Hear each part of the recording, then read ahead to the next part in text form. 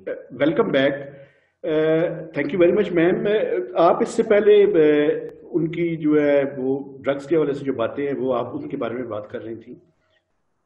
अब मैम देखिए ये बड़ा अजीब सा सवाल है, लेकिन चूंकि आपने किताब के अंदर खुद लिखा हुआ है, वो ड्रग्स के साथ साथ वो जो सेक्सुअल किस्म की बातें हैं और वो जो मैसेजेस की, वो बल्कि आपने लिखा भी, एक खातून है पीटीआई की जिनके साथ उनके मैसेजेस की एक्सचेंजेस होती रही हैं, और फिर बाद में तो गुला लई साहिबा ने खुद भी वो बीबीएम का जिक्र किया। तो ये चीजें देख के आपने उस टाइम बर्दाश्त कैसे किया ये सारा कुछ? देखिए, बात ये है कि खवातीन, और ये बिल्कुल मैं ये नहीं कह रही कि करना चाहिए, बिकॉज मैं अपनी गलतियों से जैसे कह रही हूँ कि सीखी हूँ। खवातीन शादियों में बहुत कुछ बर्दाश्त करती हैं, और मैं एक पहली शादी से निकली हुई थी जो कि सही। जहाँ एक और तूफान बदतमीजी था, जहाँ मैंने आपको बताया है कि बड़ा मुश्किल था। अक्सर लोग, अब भी मैं देखती हूँ कि जब ट्रोलिंग करते हैं तो वो कहते हैं कि ऐसे इस्तेमाल करते हैं तलाक को जैसे कि कोई गाली हो, लेकिन वो ये नहीं समझते कि कितना मुश्किल था मेरे लिए 3 बच्चों के साथ कोर्ट में जाना, तलाक लेना। और मैंने उस पहली शादी में बताया है कि डोमेस्टिक वायलेंस की बात की है, तशद्दुद की बात की है, जहनी तशद्दुद की बात की है, बच्चों के ऊपर तशद्दुद की बात की है। और वो बड़ा मुश्किल था, वो बड़ा एक ऐसा मुश्किल मरहला था किसी भी पाकिस्तानी बच्ची के लिए, खातून के लिए। आपको पता है, माशरा हमारा, हमारी फैमिलीज भी कहती हैं बर्दाश्त करो, अच्छी पढ़ी लिखी फैमिलीज भी कहती है। तो दूसरी इस शादी में मैंने बहुत कोशिश की, और मैंने ये समझा कि उनकी कुछ मजबूरियां हैं, कुछ पुरानी बहुत बुरी आदतें हैं। और उन्होंने, आप यकीन करें कि पूरा 1 साल वो, जब मैं किसी बात को पकड़ लेती थी तो कुछ कहती नहीं थी। ये नहीं होता था कि कोई गाली गलौज या लड़ाई झगड़ा, वो मेरा तरीका नहीं, लेकिन उनको मेरे चेहरे से पता चल जाता था। 1-2 बार जो मैंने इंसिडेंट्स लिखे हैं कि जाहिर आपको लगता है कि ये शख्स ऐसी हरकतें कर रहा है, तो आप एकदम से डिप्रेस हो जाते हो खुद, और उसको बचाने की भी कोशिश करते हो, और आप अपसेट भी होते हो। तो वो आते थे, माफिया मांगते थे, पाँव पकड़ लेते थे कि मुझे एक और चांस दो, एक और चांस दो। और बात आप जो कह रहे हैं ना कि एक खातून का कहाँ मसला था, वो तो बहुत ज्यादा मसाइल थे। और मैंने जो जाती एक मियाँ बीवी या किसी रिश्ते में इस किस्म की बेवफाई का आंसर हो, उसको तो बर्दाश्त करना बहुत मुश्किल है, लेकिन ये ज्यादा जरूरी बात थी। जब लोग कहते हैं ना कि आपने बातें लिखी, मैंने जिस बात की तरफ इशारा किया है वो ये नहीं है कि मेरा शौहर बेवफा था। बात मैंने जिस तरफ इशारा किया है वो ये है कि हमारे माशरे में जिसके पास पावर होती है, कोई पार्टी का लीडर होता है, उसके वो अब्यूज जब उस पावर को करता है, यानी मेरिट की धज्जियां उड़ाता है किसी खातून के ऊपर, आप अगर कोई बहुत मेहरबानी करते हैं, तो वो खातून जो कर सकती है वो कोई और खातून नहीं कर सकती। जो सेक्सुअल हरासमेंट की बात मैं करती हूँ कि एक पार्टी लीडर कितनी पावर होती है, या एक मिनिस्टर के पास कितनी पावर होती है। देखें आप आजकल बैंकर्स के पास कितनी पावर है, आपने देखा जी एक मैम। नाजेबा वीडियो निकला है और वो बच्ची कुछ नहीं करती। ये एक हकीकत है जो हमारी बच्चियां रोज उसका सामना उनको करना पड़ता है। बहुत सी बच्चियां इस वजह से सियासत में नहीं आती, इस वजह से काम छोड़ देती हैं, उनकी तालीम मुकम्मल नहीं मजबूरियां करती होती जी। हैं, तालीम मुकम्मल नहीं करती, प्रोफेसर्स करते हैं। जी मैम। और मैंने इस बात की मुखालफत किया है कि देखिए, आप मर्दों के शाना बशाना काम करें, लेकिन आप सच मुझसे पूछें कि मेरी अब बेटी 23 साल की है, लेकिन मेरे लिए रोज का एक प्रॉब्लम होता है, क्योंकि मुझे इस उम्र में मुझे खौफ महसूस होता है। अभी भी मैं आपको बताऊं कि मर्दों को समझने की जरूरत है कि वो अपनी हुदूद में रहें, और जो एक खातून कर सकती है वो बहुत सी खवातीन नहीं कर सकती। हम वो प्रिंसिपल्स, वो लाइन नहीं क्रॉस कर सकते, हमारी बहू बेटियां नहीं कर सकती। और ये मेरिट का खून है। देखिए, जब आप सियासत में ऐसे करते हैं तो ना सिर्फ ये कि आप किसी का हक मारते हैं, लेकिन आप नेशनल लेवल पे जो औरत सामने आएगी, जो मिनिस्टर बनेगी या एमपीए बनेगी, वो मुल्क की, कौम की अच्छी नुमाइंदगी नहीं कर सकती। बिल्कुल सही इस है। वजह से ये मेरिट का, आपको पता है मीडिया में भी ऐसे होता है, लेकिन जब आप नेशनल इंटरेस्ट इस तरह कॉम्प्रोमाइज करें, आपकी अपनी जाती बिजनेस हो, आप کریں, اپنی بزنس تباہ کرنا چاہیں, بالکل ٹھیک ہے لیکن میم, آپ ملک کا کلیکٹیولی مفاد کم اس از طرح. کم اس طرح نہ کریں میم, بالکل ٹھیک کہہ رہی ہیں. لیکن اور ایک بات یہ مجھے میم, میں نے دیکھا ہے.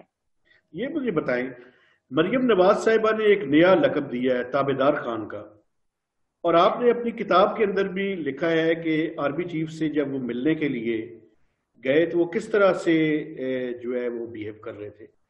دیکھیں, ایک اسیسمنٹ میری ان کے بارے میں غلط ثابت ہوئی ہے. میری اسیسمنٹ یہ تھی کہ عمران خان کبھی بھی اسٹیبلشمنٹ کی اتنی لائن نہیں ٹو کر سکتا, لیکن انہوں نے ہم سب کو غلط ثابت کر دیا ہے. آپ کی کیا اسیسمنٹ تھی اس ٹائم؟ دیکھیے, میری تو اس وقت شروع میں جو اسیسمنٹ یہ تھی کہ پہلے ایک دم شادی کے بعد جب مجھ پہ لوگ پروگرامز کر رہے تھے, ان کے دوست پروگرامز کر رہے تھے, یہ طلاق کے بعد نہیں ہوا. جو میرے بارے میں نازیبہ باتیں ہوئی ہیں وہ جب شادی کی اناؤنسمنٹ نہیں ہوئی تھی تب سے شروع تھی. ہنی ٹریپ, MI6 ایجنٹ, اس قسم کی باتیں ان کے دوست احباب ٹی وی پہ بیٹھ کے کر رہے تھے. بالکل تو کر رہے تھے.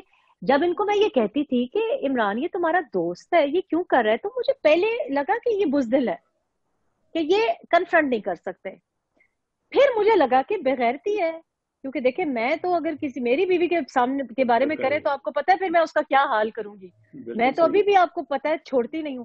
تو مجھے بڑا آہستہ آہستہ مجھے سمجھ آئی کہ عمران کو ہم سب نے, آپ سے بھی, ہم سب سے غلط اندازہ لگا ہے کہ وہ جس کے ساتھ بیٹھتے ہیں, جس طرح سے کام نکالنا ہوتا ہے وہ اس طرح سے کام نکالتے ہیں. جب ڈی جے بٹ سے کام نکالنا تھا تو اس کو گلے لگایا ہوا تھا. آج ڈی جے بٹ سے کام مختلف نکالنا ہے تو آج آپ نے دیکھا اس کو دہشت گردوں کی طرح ہتکڑیاں پڑی ہوئی ہیں. مقصد کہنے کا یہ کہ عمران میں ایک ایسی ابیلٹی ہے کہ وہ کسی کو بھی بڑی احسن طریقے سے اپنے مطلب کے لیے استعمال کر سکتے ہیں, اور اس کے لیے کبھی وہ خدا بنا دیتے ہیں, اور کبھی جب کام نکل گیا تو اٹھا کے پھینک دیتے ہیں. آپ نے دیکھا سب کے ساتھ ایسے کیا. ویسے ایک اور بھی میم یہ آپ ایک نے بڑی دیکھا, خصوصیت ہے ان کی. ایک اور نہیں آپ نے دیکھا, میرا جو ذاتی اسیسمنٹ ہے, عمران خان صاحب اے ٹی ایم پہ یقین رکھتے ہیں, یعنی اپنی ان کی میرے خیال میں جیب بھی کوئی نہیں ہے. یہ پرس دیکھیں میرا تو ایک سال کا جو اکثر لوگ مجھے جب گولڈ ڈگر کہتے ہیں تو میرا فیملی اور میرا کرو اتنا ہنستا ہے اس بات پہ, کیونکہ میں ایک سال میں تو میں نے شوہر پہ خرچہ کیا, اس لیے کیونکہ وہ بے روزگار تھا. تو گھر کی جو گروسریز تھیں, گھر کے سامان آتا ہے, برتن, اخراجات جو ہوتے ہیں, اور میں نے بڑے مطلب بہت خوشی سے کی ہے الحمدللہ. اللہ پاک نے مجھے, میری ارننگ تھی, میری سیونگز تھی, تو میں جیسے بچوں کے اوپر کرتی ہوں, تو جس سے شادی کی تھی اس کو فیملی ممبر سمجھا, تو ان کے کپڑے خریدنا. سال میں کتنا خرچہ ہوا ہے آپ کا؟ دیکھیں ہم پشتون لوگ ہیں, ہم حساب نہیں رکھتے, ہم لوگوں کے نوالے نہیں گنتے, لیکن اپنے شوہر کے کپڑے خریدنا, کپڑے اچھی طریقے سے, آپ نے دیکھا, سب نے دیکھا کہ ان کی حالت اچھی لگتی تھی اس وقت. باہر ملک بھی گئی تو ان کے لیے شاپنگ کی, اپنے لیے نہیں کی. گھر کو سجانا, قالینیں, صوفے, اور ان کو کچھ چیزوں کی, مطلب ان کی صحت کے لیے میں بہت کنسرن تھی. بعد میں مجھے افسوس ہوا کہ میں رات کو 12 بجے اٹھ کے جب نوکر شوکر سو جاتے تھے تو ان کے لیے کچھ نہ کچھ خود جا کے پکا کے لاتی تھی, کیونکہ ان کی جو ڈائٹ تھی وہ بہت ہی, ان کی عادتیں بہت ہی زیادہ خراب تھیں. اور تو وہ خرچہ کتنا ہوا یہ حساب میں نے نہیں رکھا, لیکن میں اپنی فیملی کا الحمدللہ بہت اچھا خیال کرتی ہوں. میں ان والدین اور ان فیملی ممبرز میں سے ہوں کہ جو کسی کا اگر ذرا بھی مجھے کوئی چیز ڈیمیج لگے تو مجھے ان کو ڈانٹ دیتی ہوں. تو ہر چیز کا میں نے, مطلب جیسے اپنے بچوں کا خیال رکھا ویسے میں نے ان کا خیال رکھا, لیکن ان سے کبھی نہیں کچھ مانگا. مطلب یہاں تک کہ کبھی کچھ نہیں مانگا, نہ میں نے حق مہر لیا, نہ مطالبہ کیا, نہ میں نے کوئی زیور مانگا, نہ مجھے کوئی خواہش تھی, نہ کبھی کپڑے مانگے, نہ مطلب کوئی خرچہ میں نے ان سے نہیں مانگا. اعتراض مجھے جس بات پہ تھا کہ جو وہاں پہ کیش آتا تھا وہ مجھے پسند نہیں تھا, اور جو کھانے وہاں پہ آتے تھے, تیتر بٹیر بھی آ رہے ہیں, اور جناب ٹنڈ چیزیں بھی آ رہی ہیں, شہد کی بوتلیں بھی آ رہی, بہت کچھ آتا تھا, وہ مجھے قبول نہیں تھا. وہ بہت جگہ سے آتا تھا, یہاں تک کہ بہت زیادہ مہربان لوگ تھے. مطلب اے ٹی ایم ایک تو نہیں تھی, لیکن آپ نے دیکھا ہے کہ وہ اے ٹی ایم بھی جس وقت تک ان کو ضرورت ہوتی ہے وہ استعمال کرتے ہیں. اے ٹی ایم تبدیل ہوتی رہتی ہیں. جہانگیر خان ترین کا سب سے بڑا آپ کے پاس ایک ایگزامپل ہے. अच्छा मैम एक और अलीम चीज। खान को देखिए, कुछ नहीं मिला, किसी को भी चीफ मिनिस्टर नहीं बनाया, चीफ मिनिस्टर कहीं लापता गुमशुदा मैम शख्स मैं आ गया उन्हीं है। के बारे में बात करना चाहता, ये बुजदार जो है, ये किस तरह की, मुझे मुझे ये समझ नहीं है, ये क्या किसी पीर फकीर की कोई वो इजाद है या उसके कहने पे है, या इमरान खान साहब चाहते ही ये हैं कि उनके सामने सारे डमी हों? ये किस चीज की अलामत जाहिर करते हैं, आप क्या समझती हैं? ये एक तो ये है कि बड़ी जबरदस्त पीर फकीरी है इस पे। इनका जो इंतखाब हुआ है, ये इतना जबरदस्त इंतखाब है। और मैं समझती हूँ कि इमरान खान को लोग समझते हैं कि उनको बिल्कुल सियासत नहीं आती, लेकिन उनको ये जो पेटी पॉलिटिक्स है ना, जिसको हम मैकियावेलियन सियासत करते जी हैं। जी जी। देखिए, अलीम खान बेचारे चीफ मिनिस्टर का ख्वाब देखते देखते रह गए, जहांगीर खान तरीन रह गए, सरवर साहब रह गए, अपने जनाब हमारे चौधरी परवेज इलाही रह गए, पता नहीं कितने रह गए।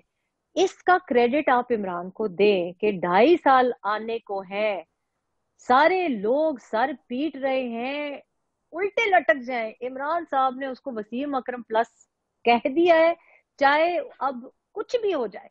और ये जो इस चीज की निशानदेही करता है कि इमरान ने जो करना होता है वो अपने मफाद को आगे रखते हैं।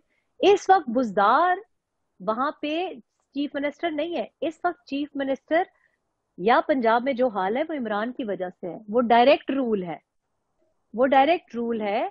और ये बड़ी जबरदस्त उनकी थिंकिंग है, और वो थिंकिंग ये है कि वो परवेज इलाही को वहां पे ला के और चीफ मिनिस्टर बनाने का रिस्क नहीं ले सकते थे। उन्होंने शहबाज शरीफ को वहां से चीफ मिनिस्टर, उनका पत्ता कितनी खूबसूरती से काटा है, और ये पीएमएलएन भी नहीं समझ सकी। और उसके बाद वो अलीम खान जैसे, क्योंकि मेरा ख्याल है अलीम खान बड़े अच्छे चीफ मिनिस्टर होते हैं, वो रिस्क नहीं ले सकते थे। इमरान एक तो अपनी लाइमलाइट नहीं शेयर कर सकते, दूसरा उन्होंने आगे भी देखे, वो कोई एक टर्म इनिंग्स खेलने के लिए तो नहीं प्लान बना के आए। सही हरकतें है। तो उनकी जो सोच है, उन्होंने आगे का ये सोचा होगा कि हमें कभी एटीएम की जरूरत ही ना पड़े, कभी जहांगीर तरीन की जरूरत आगे फ्यूचर में पड़े ही ना। मेरा ख्याल है उन्होंने अपनी एक लोकल लेवल पूरी पे चेस सियासत सही को तरह से वो की है। लेकिन मैम बिल्कुल एक एक बिल्कुल। मेरा कमेंट है इस पे। मेरे ख्याल में, मैं भी पंजाब से हूँ, बुजदार वाकई जमहूरियत वाकई इंतकाम है। हम पंजाब के लोगों से, हम सिंध के लोगों को कहते थे ना आपका चीफ मिनिस्टर इस तरह का है, तो ये बुजदार जो है हमारे लिए भी एक इंतकाम है। अच्छा, अब थोड़ा सा पॉलिटिक्स पे आते हैं मैम। पीडीएम की जो तहरीक है, आपका क्या असेसमेंट है? आप समझती हैं कि ये जनवरी फरवरी में या सेनेट के इलेक्शन से पहले गवर्नमेंट को चेंज करने में ये कामयाब हो जाएंगे? देखिए, मुल्क के लिए ना कोई इसके अलावा और रास्ता ही नहीं, और पीडीएम के लिए अब कोई रास्ता बचा नहीं। उसकी वजह यह है कि नवाज शरीफ साहब का ऑब्वियसली ये ब्रेन चाइल्ड है, मरीम नवाज उनकी बिल्कुल परफेक्ट नुमाइंदगी जमीन पे कर रही हैं। और नवाज शरीफ और मरीम नवाज शरीफ किसी जल्दी में नहीं है वजीर आजम बनने के लिए। उन्होंने वजारत उज़्मा देखी है, उन्होंने रज के देखी है, उनको इस किस्म की कठपुतली वजारत उज़्मा नहीं चाहिए, उनको कोई शौक नहीं है। ये मैं इसके बारे में बड़ी क्लियर हूं। उनको 10 साल वेट करना पड़े वो करेंगे, और बाकी लोगों की वजारत उज़्मा जरूरत है सही और है। ख्वाहिश भी है। अब देखिए, बिलावल भुट्टो, बेनजीर भुट्टो साहिबा के, मोहतरमा शहीद के साहबजादे हैं।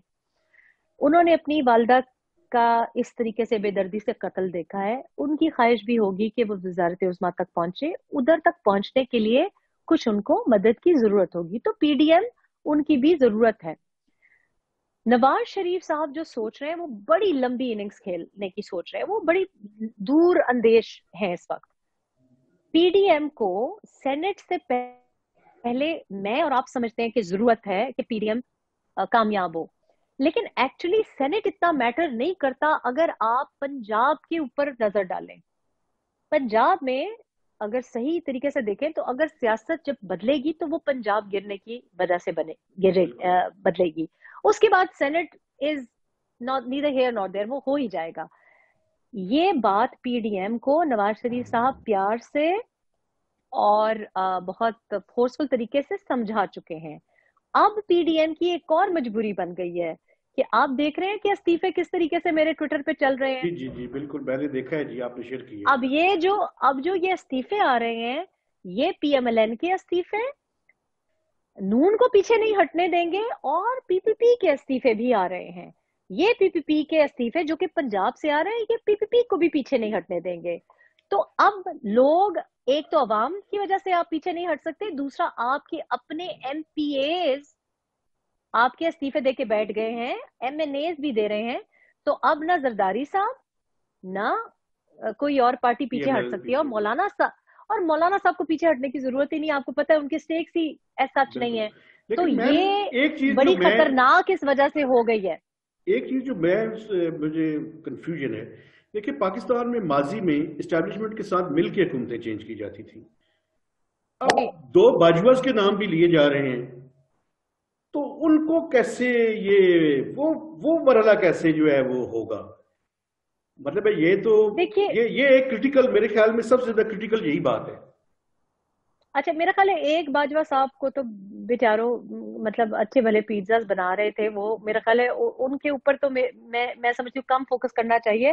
اور اس کی وجہ ہے کیونکہ بگر گیم میں مطلب آنا چاہیے ان کا استعفیٰ، لیکن بگر گیم میں میرا خیال ہے کہ ہم 3 بڑے استعفوں کی بات کرتے ہیں تو وہ اس میں وہ نہیں ہے، وہ 3+1 آپ کر لیں. اور 3 میں بھی میرا خیال ہے کہ عمران کی قربانی دینا یا عمران کو ہٹانا اتنا کوئی مشکل کام نہیں ہے. وہ تو آپ کو پتا ہے نو کانفیڈنس موشن سے وہ تو ایک ٹارگٹ ہونا بھی نہیں چاہیے. وہ انہوں نے آنکھ کا اشارہ کیا تو ہو جائے گا. وہ ان کے اشارے کے علاوہ نو کانفیڈنس، جیسے میں نے آپ کو بتایا کہ پنجاب وہ تو ایکچولی اتنی پرابلم نہیں، اور جب قربانی دینی پڑے تو سب آسانی سے یہ قربانی دی جائے گی، لیکن یہ ہدف ہونا نہیں چاہیے.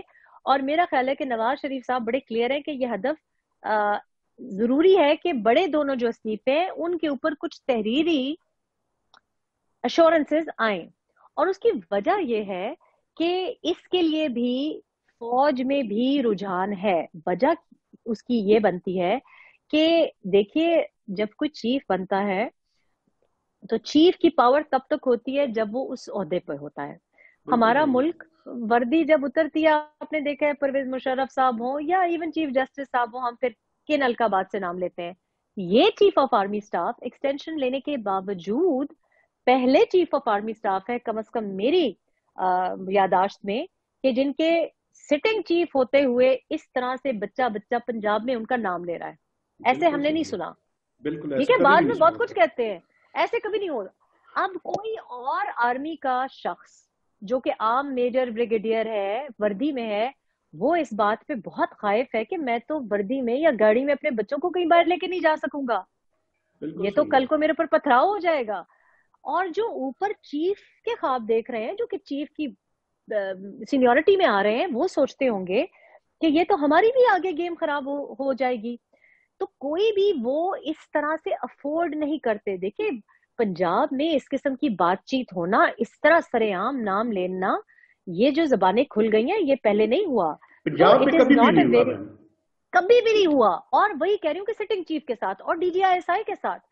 تو اب چونکہ یہ ہو گیا، یہ ایک ایسے نہج پہ آ گیا. باجوہ صاحب بھی جاٹ ہے، وہ بھی کوئی جاٹ کے اوپر بھی مطلب آخری وقت تک وہ لڑیں گے. میرا خیال ہے کہ یہ تو انسان کو خصلت بھی پہچانی چاہیے. آپ اچھے پنجاب کو پہچانتے ہوں گے، کچھ ہوتی ہے ہماری ریشل وہ بھی. لیکن میرا خیال ہے کہ کل جو مولانا صاحب نے بات کی ہے وہ بڑی کروشل ہے. انہوں نے کہا کہ اب ان کے ہاتھ میں رہا ہی نہیں، اب پی ڈی ایم کے ہاتھ میں ہے. پی ڈی ایم اور مولانا صاحب بات کرنے کو تیار ہی نہیں. آج آپ نے ان کے وزیر اعظم صاحب جو شیروانی میں جو بیٹھے ہوئے ہیں، انہوں نے ٹوٹل یو ٹرن لے لیا اور کہہ رہے ہیں ہم تو بات کرنے پہ رضامند ہے، کہہ رہے پارلیمنٹ میں بات کرنے کو رضامند ہے. مسئلہ یہ ہے کہ اب P D M prime minister سے تو بات کرنے کو وہ رضامند ہی نہیں ہے، وہ تو ان کو مانتے ہی نہیں. اور اس کی ایک اور وجہ بھی ہے، ناٹ اونلی کہ کٹ پتلی پر وہ یہ کہتے ہیں، سب لوگ یہ کہتے ہیں کہ یہ جو شخص ہے اس کی ذاتی طبیعت جو ہے اس کی وجہ سے. دیکھیں نا بلز، آپ دیکھیں جو بلز پاس ہوئے ہیں، 49 بلز پاس ہوئے ہیں پچھلے 2.5 سالوں میں. ایک پہ آپ کو ڈسکشن یاد ہے؟ وزیر اعظم تو جب پی اے سی نہ چل رہی ہو، جب ملک کا نظام ہی نہ چل رہا ہو، تو وہ تو ایک ذاتی پرابلم بھی بن گئی ہے نا ان کے ساتھ. لیکن اب باجوہ صاحب سے بھی کوئی بات کرنے کو رضامند نہیں. پی ڈی ایم نے ایک بہت زیرو ٹالرنس تھرو آؤٹ لے لیے، اس لیے کیونکہ پشاور جلسے سے پہلے میری اطلاع یہ ہے کہ کچھ بات چیت ہوئی تھی، میاں صاحب کو بنانے کی کوئی کوششیں کی گئی تھی، لیکن چونکہ ارشد ملک صاحب کی وفات اس کے بعد ہوئی ہے اور کوئی تحریری ایشورنسز نہیں آئی، تو دونوں سائڈیں بہت زیادہ अड़ गई हैं अपने अपने स्टांस पे, लेकिन पीडीएम इस वक्त बहुत स्ट्रॉन्गर फुटिंग पे है। अगर ये इस फुटिंग को रखे, जो कि मेरी इतला है कि रखेंगे, तो आपको दिखाई देगा कि 31 दिसंबर तक इस्तीफे तो आएंगे, लेकिन मार्च भी बैक वक्त होगी। और फिर आपको बाकी असेंबलियां जब गिरने की बात आएगी तो सेनेट से पहले इस चीज को लपेटा जा सकता है, और बाजवा साहब के लिए बहुत मुश्किलात पैदा की जा सकती हैं, और वो ये समझ रहे हैं। अब इसमें सिर्फ ये है कि अवाम का जो प्रेशर है वो इतना ज्यादा बढ़ गया है, और जो मीनारे पाकिस्तान के साथ अब इन्होंने हरकत कर दी है, और जो डीजे भट्ट के साथ कर दी है, कारोबारी तबका पंजाब में उन्होंने कह दिया है, जब कारोबारी तबका आ जाता है तो फिर आपको पता है कि ये अफोर्ड नहीं कर सकती इस्टेब्लिशमेंट। मल्टीपल फैक्टर्स इसमें शामिल हो गए। अच्छा मैम, प्रोग्राम का आखिरी हिस्से में हम दाखिल हो चुके हैं। मैं जर्नलिज्म के बारे में आपसे बात करना चाहता हूँ।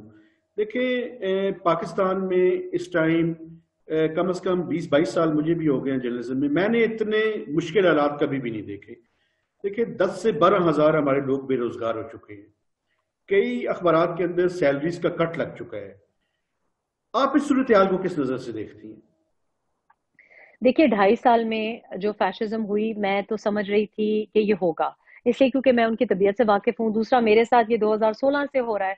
ये तनख्वाहों का रोकना, टीवी से हटाना, हमको पता है मालिकान की मजबूरियां होती हैं। और ये मेरे साथ जब हुआ तो मैंने सबको कहा कि ये आप लोगों के साथ अब होगा। अब देखिए, आप कह रहे हैं 12-13 हजार सहाफी बेरोजगार है। मैं देख रही हूँ कि सहाफी दिहाड़ी लगा रहे हैं, मजदूरी कर रहे हैं, ईंटें उठा रहे हैं। पेशावर में सामने आया जी एक, बिल्कुल जी, मैं जानती हूँ उनको, जाती तौर पे जानती हूँ। इसके अलावा वो सहाफी हैं जो कि बड़ी मुश्किल से काम कर रहे हैं, उनको लिखने की तो कोई इजाजत है नहीं, बोलने की कोई इजाजत नहीं। 4-4, 5-5 महीने तनख्वाहें रुकी हुई हैं। अब चाहिए ये था कि जहां हुकूमत और ये जो जुबाबंदी अब सोशल मीडिया पे भी ये करना चाह रहे हैं, तुर्की मॉडल लेके आ रहे हैं, इस वक्त मेरा ख्याल था कि बहुत अच्छा होता कि बाकी सिविक सोसाइटी, ऑपोजिशन की जमातें सहाफियों को सपोर्ट करते। और मैं बरमला ये बात कर रही हूँ कि इन्होंने नहीं सपोर्ट किया। वो ना सपोर्ट करे जो आपको सपोर्ट कर रहे हैं। मैं कह रही हूँ सहाफी बरादरी को, लोगों के घरों में चूल्हे नहीं चल रहे, लोगों के घर में एक दिन तरकारी बनती है, 2 दिन चलती है। मुझे बल्कि एक बड़े सीनियर सहाफी टीवी के एंकर ने कहा कि सिगरेट की डब्बी भी नहीं खरीद सकता मैं। आप यकीन करें, मुझे इतना अफसोस हुआ। तो मैंने कुछ दोस्तों से बात की और मैंने कहा देखें, ये लिफाफा लिफाफा करते हैं, मैं इस बात की चशमदीद गवाह हूं कि किसी को कोई लिफाफा नहीं मिलता। ये सब बकवास है, ये सब अफवाहें हैं, और पीएमएलएन से तो बिल्कुल नहीं मिलता, ये तो हम इसके गवाह हैं। तो मैंने इनको सजेस्ट किया, मैं सही कह रही हूँ, शायद और किसी, मैं तो इसकी चशमदीद गवाह हूँ। और जो पीटीआई के बेचारे प्रो एंकर्स थे वो भी आप देख रहे हैं, वो भी हाय हाय कर रहे हैं। किसी को एमडी पीटीवी भी नहीं मिला, किसी को चेयरमैनशिप नहीं मिली, सारे के सारे सीधे हो गए, सब पे इस्लाम नाजिल हो गया। अब मैंने इनको सजेस्ट किया है कि सहाफी बरादरी के लिए, चाहे इस वक्त इमरान की हुकूमत है या कल किसी और की हुकूमत हो, सहाफी बरादरी के लिए एक इंडिपेंडेंट, बिल्कुल किसी पार्टी के साथ मुल्हिक ना हो, मुंसलिक ना हो, लेकिन सबको एक फंड बनाना चाहिए कि जो सहाफी बेरोजगार है, जिस सहाफी का कोर्ट केस चल रहा है, आपने देखा है कि कितने सहाफियों को कोर्ट्स में नाहक बुलाया गया, बिल्कुल, उनका फंड होना चाहिए। उनके बच्चे, उनकी बीवियां, सारी की सारी, आप देखें मतीउल्लाह जान साहब की बेगम साहिबा भी हैं, उनके बच्चे कैसे सफर करते हैं। सहाफी को, हमारे माशरे को सपोर्ट करना चाहिए, एक फंड होना चाहिए। और इस वजह से फंड नहीं होना चाहिए कि इसने मेरे हक में इदारिया लिखा, आज इसने रेहाम खान के हक में इदारिया लिख दिया तो मैंने उसको ₹1,00,000 पकड़ा दिए। नहीं, ऐसे नहीं होना चाहिए। तमाम सहाफियों के लिए हमारे प्रेस क्लब्स को सपोर्ट करना चाहिए, और उनके जो केसेस हैं, उनकी जो तनख्वाहें रुकी हुई हैं, उनके ऊपर जो हद तक की इज्जत के दावे किए जाते हैं, उनके ट्विटर अकाउंट्स जब उनको, आपको पता है, नाम लिए बगैर कुछ सहाफी ट्विटर अकाउंट कहा जाता है डॉर्मेंट हो जाए जी, और वो फिर माफिया मांगनी पड़ती हैं 3 ट्वीटें। बात यह कि हम जो काम कर रहे हैं ना, सहाफी या पॉलिटिकल एक्टिविस्ट या सोशल एक्टिविस्ट जब काम कर रहा है, अगर आप हमारी जबान बंदी करेंगे ना, कल आप पछताएंगे, आप पछताएंगे। लूजर होगा मैम। तो मैंने ये सजेस्ट किया है, आपके प्रोग्राम के तवसत से मैं ये अनाउंस भी करना चाहती हूँ कि मेरी कल ही किसी से बात हुई और मैंने उन्हें कहा कि आप लोग across parties, across civic society, यानी कि किसी एक पार्टी के कोई लिफाफी सहाफी नहीं बनाए, لیکن ایک فنڈ ہو جو اسٹرگلنگ صحافی ہیں اور ان کی نیڈز اسیسمنٹ ہو, انڈیپینڈنٹ ہو. یہ نہیں کہ جس سے آپ کے کوئی راہ و رسم ہے. لوگوں کی بہت مشکلات ہیں, اور صحافی کے علاوہ ہمارے اداروں میں ایسے لڑکے لڑکیاں کام کرتے ہیں, میک اپ ڈپارٹمنٹ کے لڑکیاں لڑکے ہوتے ہیں, کیمرہ ٹیکنیشینز ہوتے ہیں, بہت سے لوگ ہیں جن کی 8,000 20,000 چھوٹی چھوٹی تنخواہیں ہوتی ہیں, ان کے گھر میں بہت مشکلات ہیں. تو میرے لیے اینکر کی تو جو پرابلمز ہیں وہ ایک طرف ہے, ہم سب کو پرابلمز ہو رہی ہیں, لیکن میں آپ کو ایمان سے کہوں کہ ہم تو پھر بھی گزارا کر لیتے ہیں, لیکن جو بیچارہ کیمرہ ٹیکنیشین ہے, جو ٹیکنیشینز اور لائٹ سٹاف ہے, وہ بہت مشکل میں ہے. ایڈیٹنگ سٹاف, NLE کا جو سٹاف ہے, آپ یقین کریں کہ میں رات کو مجھے 12-1 بجے ایک PTI پرو صحافی اور ویڈیو ایڈیٹر کا مجھے میسج آیا, اور اس نے کہا آپ ہی بہت شرم آ رہی ہے, لیکن میری بڑی پرابلم ہے, مجھے 1 لاکھ روپیہ چاہیے, 60,000 اس کا بنتا ہے, اور پتہ نہیں کتنے عرصے سے وہ دقت میں تھے. اور آج کل ہر ایک کا ہاتھ تنگ ہے, یہ ممکن نہیں ہے کہ میں ہر ایک کی مدد کر سکوں. ظاہر آپ کو پتا ہے, کر سکتے ہیں آپ کو پتا ہے, پھر میرے دل پہ بھی بوجھ ہوتا ہے, لوگ سمجھتے بھی نہیں ہیں. میں جہاں تک حد الامکان کوشش کرتی ہوں, لیکن آپ کو پتا ہے میں نے اپنے بھی بڑے بکھیڑے کھولے ہوئے ہیں. وہ ایک روزویلٹ کا بھی میں نے کیونکہ دیکھیں کچھ چیزیں بڑی میری ان کے ساتھ ایک نیشنل ایسٹ کے ساتھ, یا نیشنل جو ایک ایمرجنسی ہے اس کے ساتھ جو لگاؤ ہے, تو الحمدللہ ہم بھی حلال کی کما رہے ہیں, بڑا مشکل ہو جاتا ہے. تو یہ میں اناؤنس کر رہی ہوں, اور میں نے کچھ بڑے نیوز میڈیا سے جن کا تعلق ہے ان سے بات کی ہے, ان کو یہ آئیڈیا بڑا پسند آیا. انشاءاللہ میں امید کر رہی ہوں کہ جلد از جلد ہم یہ فنڈ بنا سکیں. میم آپ ہمیں بھی جو حکم کیجیے گا, جو ہم بھی کنٹریبیوٹ کر سکیں, بالکل تیار ہوں گے. آپ کی بڑی مہربانی میم, تھینک یو ویری مچ. اور آپ نے اس وعدے کے ساتھ کہ آئندہ بھی ہمیں جو ہے وہ ٹائم دینا ہے, اور کبھی کبھی اگر آپ اکانومی کے بارے میں بات کریں تو میں حاضر ہوں. نہیں, میں تو اکانومی ہی کا آپ سے رونے بیٹھی تھی, لیکن مگر یہ آپ کی محفل ہے, کیا کیا جائے. میں تو اکانومی ہی کا رونے کے لیے بیٹھی تھی. اور مجھے جو ایک بات آپ کے پروگرام کی توسط سے میں کہنا چاہتی ہوں, آپ کو پتا ہے انفلیشن کا کیا حال ہے, آپ کو پتا ہے ایکسپورٹ ٹارگٹ ہم نے پھر مس کر دیا ہے. میں سمجھتی ہوں کہ یہ اکنامک ہٹ مین ان سائڈ جاب ہو رہی ہے, ٹونیزیا کی طرح. خدا نہ کرے یہاں پہ جیسے 37% انفلیشن ہوگی, جان بوجھ کے معیشت کو تباہ کیا جا رہا ہے. ایک اور چیز جو ہمارے بچوں کے اوپر جنسی تشدد اور فزیکل ابیوز کے واقعات میں اضافہ ہوا ہے, وہ بتدریج بڑھتا جا رہا ہے. 2018 میں جب ان کی حکومت آئی تو 14%, اس میں 11% اضافہ ہوا, اور 2020 کے جو پہلے حصے کے آپ فگرز دیکھیں, ساحل کے فگرز دیکھیں, تو اس میں 14% صرف پہلے 3 مہینے میں اضافہ ہوا ہے. اور آپ دیکھ رہے ہیں آئے دن ہم ڈیتھس دیکھ رہے ہیں, جنسی تشدد کے واقعات میں اضافہ دیکھ رہے ہیں, ہم فورسڈ میرجز میں اضافہ دیکھ رہے ہیں, اور ہم دیکھ رہے ہیں کہ کتنی بے دردی سے وہ لوگ جو کہ اپنے کو پڑھے لکھے یا سمجھتے ہیں کہ ایلیٹ ہے, کس طریقے سے مسکین کی اور غریبوں کے بچوں کے اوپر تشدد کر رہے ہیں. یہ میری زندگی کا مشن ہے. اگر ہم نہیں اپنے بچوں کی حفاظت کریں گے, کسی کے بچے کو کچھ پتہ نہیں چلتا کس وقت یتیم ہو جائے. سو اللہ پاک سے ڈریں, کسی وقت کوئی نیچرل ڈیزاسٹر آ سکتا ہے, آپ کو نہیں پتا کہ آپ اچھے گھرانے کے ہوں اور آپ کی بچی باہر ننگے سر ہو, تو اس وقت سے ڈریں. یہ ہمیں بحیثیت ایک معاشرے کے, اور یہ سیاست سے جدا نہیں ہے, یہ علیحدہ ڈبہ نہیں ہے, انسانی حقوق کا ڈبہ سیاست سے جدا نہیں ہے.